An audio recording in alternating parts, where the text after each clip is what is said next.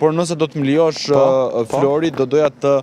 bëja një paraqitje të disa prej emrave të listave të sigurta që qarkullojnë për disa prej qarqeve dhe do doja ta nisja me qarkun më të rëndësishëm që është qarku i Tiranës. Do ta nisësh Ardit me Tiranën dhe më pas do kaloj te Keleda për Tiranën, ëh? Po. Në atë që është diskutuar. Po. Okej, në qarkun e Tiranës surpriza e madhe është që sipas burimeve tona, ajo që është diskutuar në mbledhjen e kryesisë në këto momente, dy deputetet e Partisë Demokratike, Jorida Tabaku dhe Dhurata Çupi, do të jenë në listën e hapur, duke u përjashtuar kështu nga lista e mbyllur e cila përbëhet nga Sali Berisha, Edi Paloka, Albana Vokshi, Belind Klliçi, Flamur Noka, Josefina Topalli, Besar Xhaferi,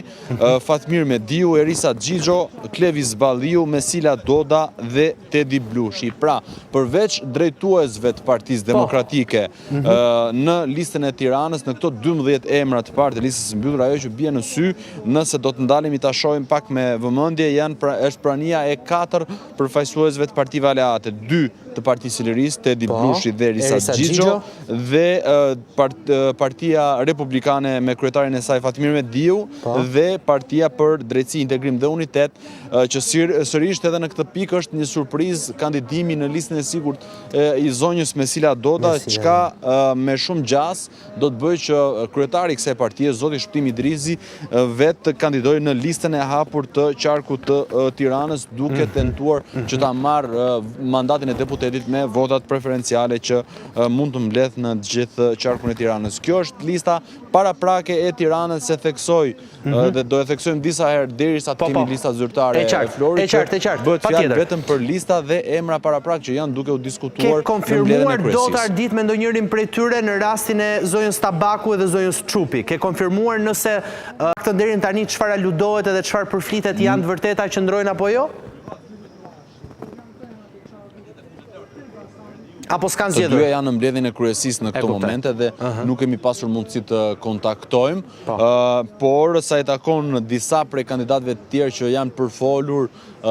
gjatë ditëve të fundit, siç mund të jetë zoti Hysen Kadiu, fituesi i primareve të Tiranës, apo edhe figurat tjera të Partisë Demokratike, ka një ndarje mes atyre që nëse do të liheshin në listën e hapur nuk do të pranonin të kandidonin, dhe një pjesë tjetër që do të pranonin të kandidonin edhe në primare. Me këtë të fundit, dy emrat më të spikatur sigurisht është Grigel Smuçollari si një nga më të votuarit në primare bashkë me Ilir Ali Mehmetin, mjekun e njohur, ndërsa në anën tjetër, të paktën informacionet që unë kam, fituesi i primareve të Tiranës, zoti Kadiu, është shprehur se mund të shqyrtojë dhe mund të rishoh vendimarrjen e tij për të mos u përfshirë në listat e kandidatëve për deputet nëse ai nuk do të ketë emrin në listat e sigurta të Partisë Demokratike, që siç po duket me gjasat janë që mos ta ketë emrin në këto listaci.